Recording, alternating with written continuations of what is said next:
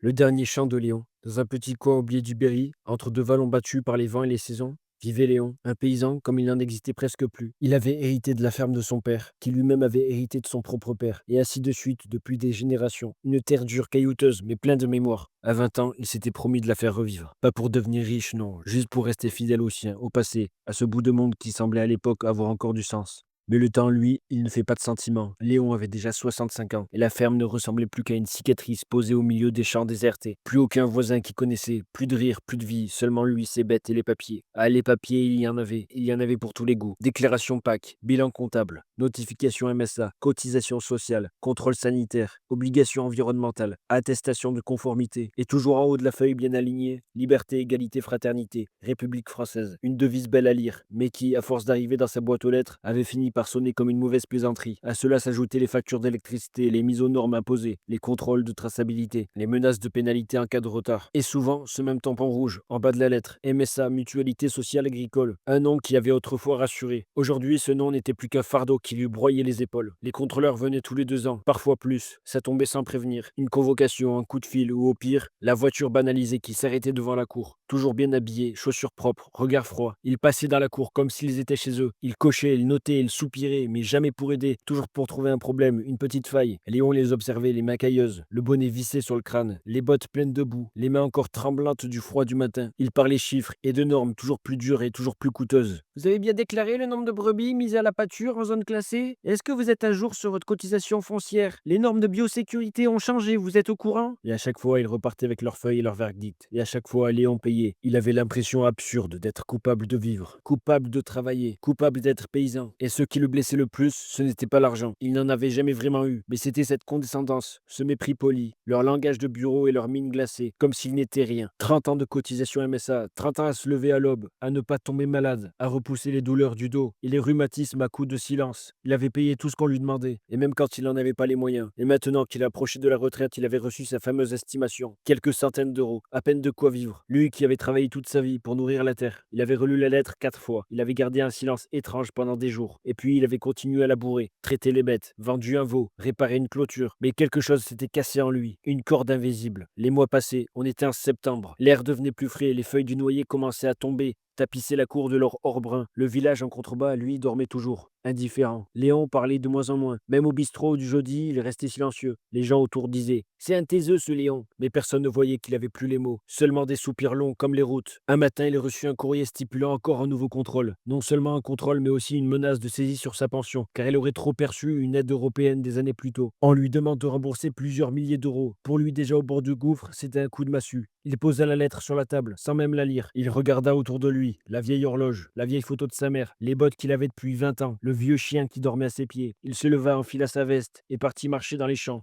Il connaissait chaque arbre, chaque sillon, chaque pierre, c'était son pays. Mais ce jour-là, le paysage lui sembla plus lointain, comme s'il appartenait déjà à quelqu'un d'autre. Le lendemain, le facteur trouva la lettre toujours sur la table, le café froid dans la tasse et le silence dans la maison. On dit que Léon avait simplement disparu, qu'il avait laissé la ferme comme elle était. Certains disent qu'ils l'ont vu marcher dans les bois, d'un pas lent, le regard perdu, et d'autres disent qu'il avait l'air apaisé. Comme il n'avait pas d'enfant pour reprendre l'exploitation, la ferme est passée entre les mains de l'État. Quelque temps après, un promoteur recouvrit les prairies de panneaux solaires. La maison en pierre bâtie par son arrière-grand-père à la sueur de son front fut rasée d'un coup de pelleteuse. Les vieux chênes qui avaient vu passer 4 générations, abattus sans un mot comme un géant déraciné. Les haies où chantaient les merles et se cachaient les lièvres furent arrachés, laissant le sol nu, stérile, sans abri pour aucune vie. Le vieux puits creusé à la main, avant même la construction de la maison, fut comblé. Un puits qui donnait de l'eau claire et fraîche aux hommes, aux bêtes et aux enfants. Un puits autour duquel on s'asseyait l'été, à l'ombre, pour se désaltérer.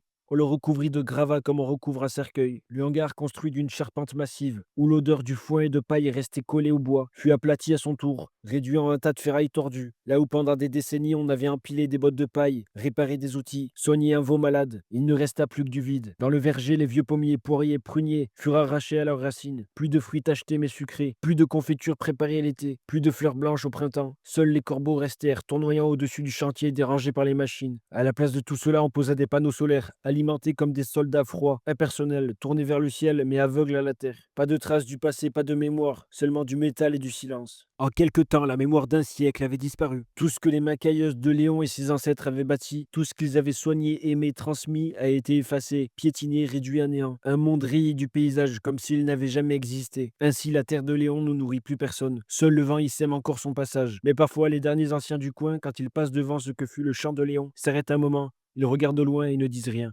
Car au fond, ils savent.